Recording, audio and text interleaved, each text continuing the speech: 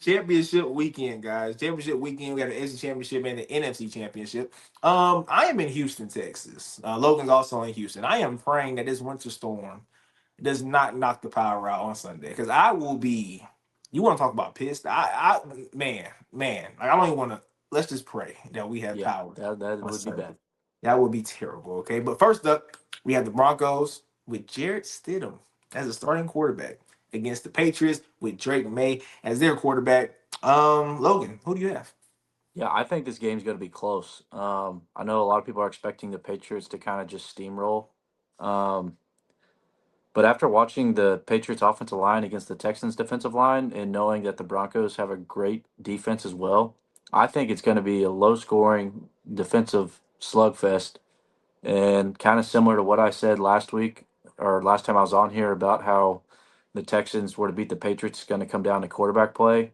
I think it's the same thing. I think if Jared Stidham plays a good game, not a great, I think the Broncos have a good chance to win. But I think just not having Bo Nix in there, I think that's too much to come back to a good, sound Patriots team. So I got the Patriots winning that one.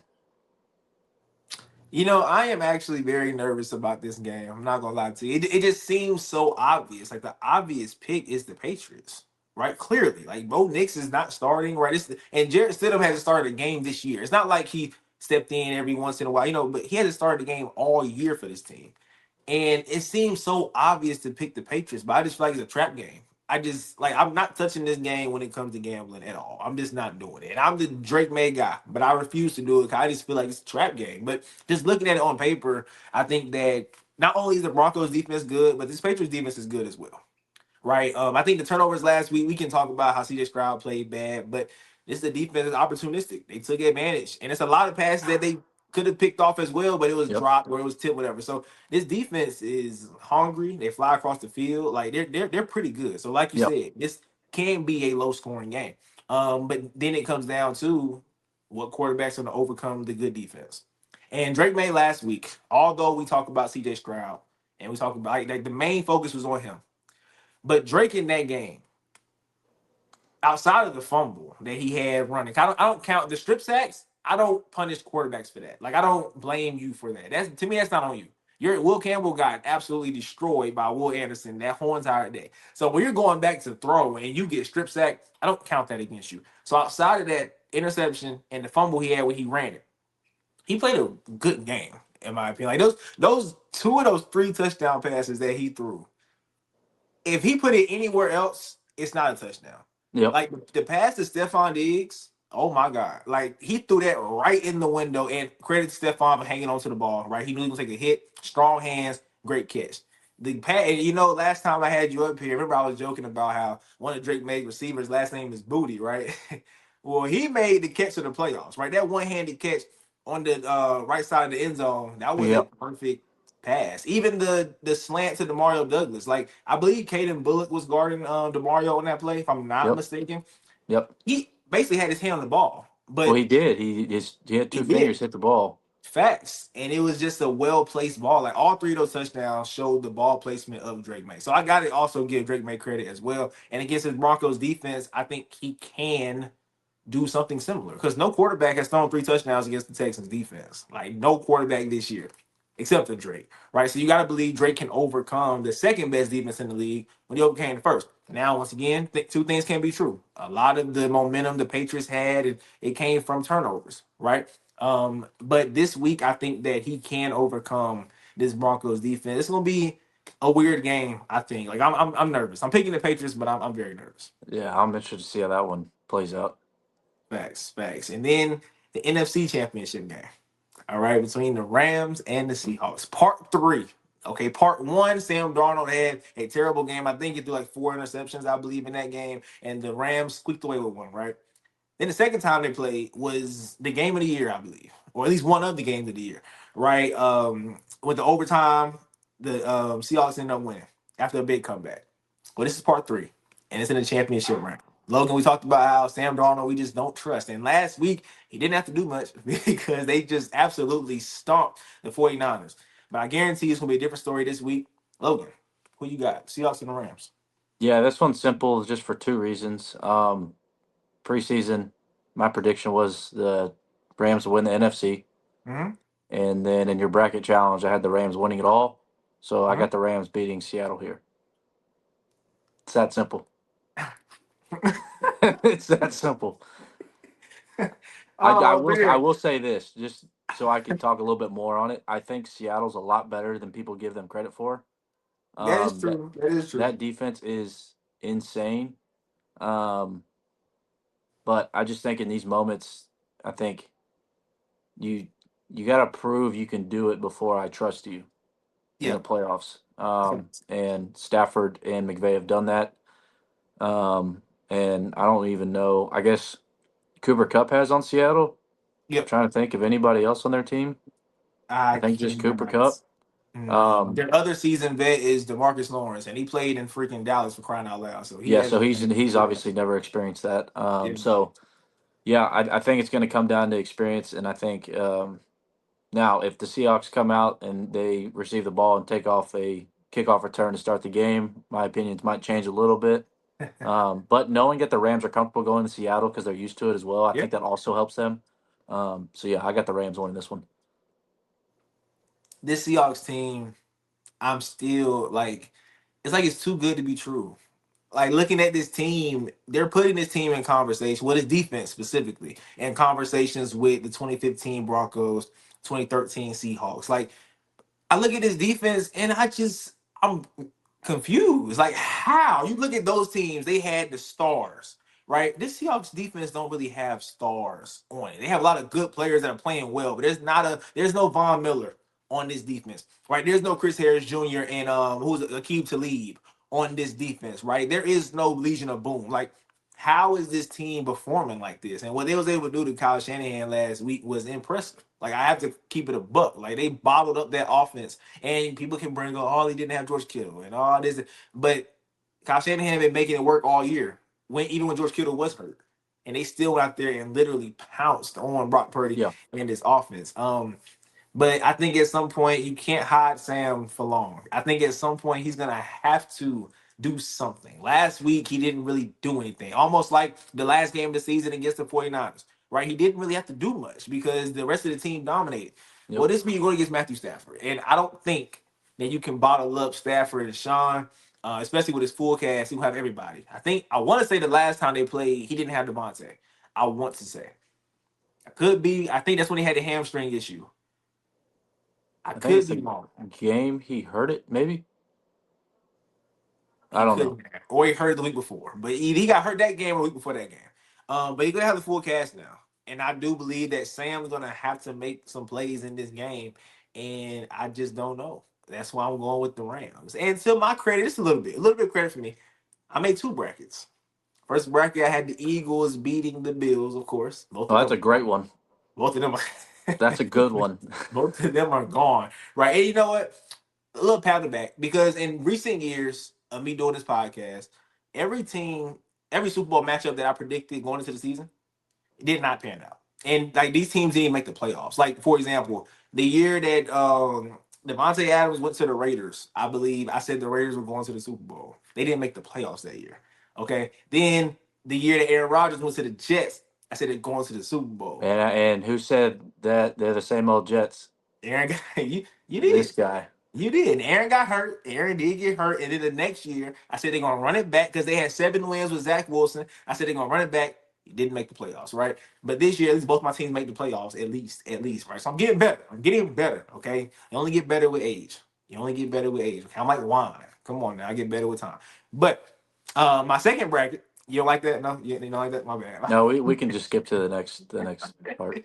Yeah, we can. my my second bracket was Rams over Patriots, right? So hey, I couldn't get it. Now if Drake get it to the Super Bowl, I'm going for the Patriots. Like forget the bracket, because I that will not means that be. I mean, what do you mean? You I will like you be pick Rams. full Rams Pick the if Rams. they You right. make it. You right. You did pick the Rams, but for me, you should want to support me. And you should want my guy because I've been yelling about the Drake May train about the dynasty is Yeah, loading. no, I've been I'm saying good. it's loading. Yeah, I'm good. It's here. Yeah, I don't care. If he Right. But now let's end this episode on a high note with our championship picks. Okay, so to cut this a little short, first game is going to be, I believe, the Broncos and the Patriots. Since Jerry already said why he's picking the Patriots, Rell, let me know who you got. I'm doubling down on exactly what Jerry said. I'm taking the Patriots, and once Christian Gonzalez takes out Cortland Sutton, it's going to be real hard for Jerry Stidham to get anything going. And we know for a fact the Broncos aren't going to be able to run the ball on the Patriots. I'm gonna make it short and simple. Okay, so I'm gonna go with Jared. Of course, have the Patriots. I'm going to the Patriots as well. For some reason, this game feels a little funky to me. I don't know why. It just does. But I'm gonna go with the Patriots simply because I think both of these defenses are good. Right, the Patriots defense is good. The Broncos defense is good, and I think it's gonna come down to what quarterback can overcome a really good defense. And what did we just see last week? We saw Drake May overcome a really good defense in the Texans. Why can't he do the same thing against the Broncos, who I just watched Josh Allen outside the turnovers? He pieced them up for the most part, right? He had a good game outside the turnovers. So if you look at Drake May, I think he can do the same. And I think that this Denver Broncos defense is exposable. Like last week, I took Josh Allen fantasy score for a reason because this defense it can be exposed. And for the most part, they were exposed. It's just the turnovers that Josh Allen had kept them in that game. So I think that Drake May is going to overcome a really good defense and go ahead and get to the Super Bowl. And y'all, what like y'all will not. Let me say something. If Drake get there, I'm gonna be unbearable as a host on this show. But if he wins, let me say something. Y'all not gonna want to be on the show no more. I'm saying that right now. Y'all are not gonna be. Y'all gonna send in y'all resignation letters. Y'all gonna say, you know what? I don't even want to because I'm gonna be hard to deal with. I'm telling you that right now. I'm gonna be hard to deal with. Like we gonna, I'm about me a conductor hat. Like I'm gonna go all out if he win the Super Bowl. I'm telling you that right now. All right. Look, let's move on to I think is the game of the weekend for sure because both teams are fairly healthy. Right? Zach Charbonnet being hurt. I mean that's that's not that big a news in my honest opinion. But Rell already said he's going with the Rams, right? That's his money line lock of the week. Jared, who you going with and why? Oh man, no, I've had faith in the Seahawks team, and I still do have faith in the Seahawks team, but I just think that the Rams are going to win this one. I don't think it'll be like we all agree that Sam Darnold is the he's the The black weakest sheep link. in this. The Yes, the weakest link. weakest link. He stands out the biggest, and like we all are expecting him to show his true colors a little bit. But I honestly think that it'll be a close game. I think that the Rams are going to win, but they might win by a field goal or by a touchdown. And I think that it would just be very unfortunate. I hope it doesn't go down this way that the Seahawks lose because Sam Darnold throws a pick at the end of the game. That would be very unfortunate. He's had a great season. He's overcome the doubters and the naysayers. Like people honestly really, unless he goes out here and just has a CJ Stroud type of performance, people honestly can't say too much about him. He has a playoff win. He's moving in the right direction. He's clearly going to be the Seahawks quarterback going forward. But I just think that like Matthew Stafford, this is it for you.